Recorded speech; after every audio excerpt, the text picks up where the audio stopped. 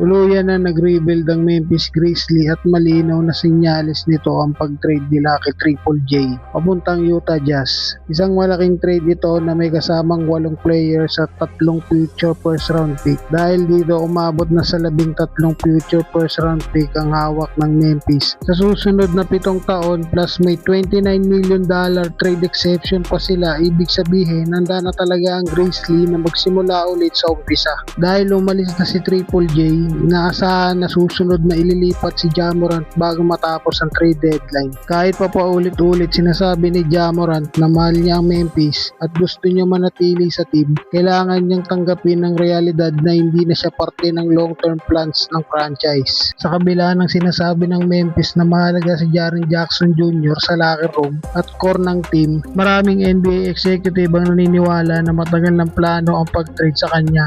Lalo na nang lumabas ang balita na available si Ja Morant. Maraming teams agad ang nagtanong at nagpakita ng interest, pero mas naging solid ang offer ng Utah Jazz dahil sa 3 future first round pick, kaya tinanggap na ito ng Grizzlies. Kung ikukumpara, mas malakas ang market value ni Jaren Jackson kaysa kay Ja Morant. Si Ja kasi ay may history ng injuries, off-court issue at pagbaba ng production, kaya mas nagiging maingat ang mga teams ayon sa sources. Bumaba na ang trade value ni Ja Morant at unti-unti nang nare-realize ng Memphis na hindi nila makukuha ang katulad na trade haul na nakuha nila kina Jaren Jackson at Desmond Bane. Dahil dito, posibleng ibaba ng Grizzlies ang asking price kay Ja Morant na pwedeng magpabilis sa trade bago ang deadline. Ito ay magandang balita para sa Miami Heat at Minnesota, dalawang teams na matagal na nagmamanman sa sitwasyon ni Ja Morant. Pero take note, priority pa rin ng dalawang team na itira ang assets nila para kay Giannis Antetokounmpo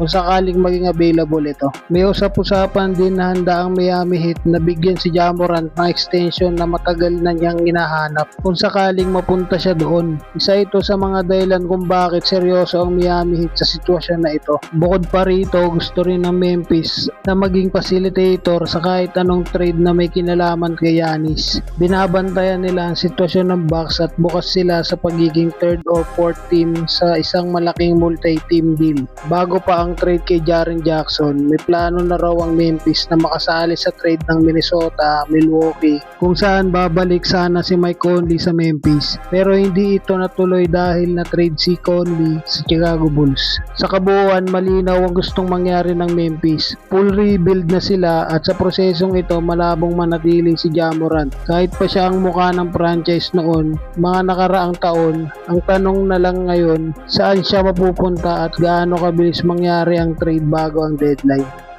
Shoutout na rin pala sa masipag kong sharer, Sir Niel Alba. Shoutout sa pre, salamat sa suporta.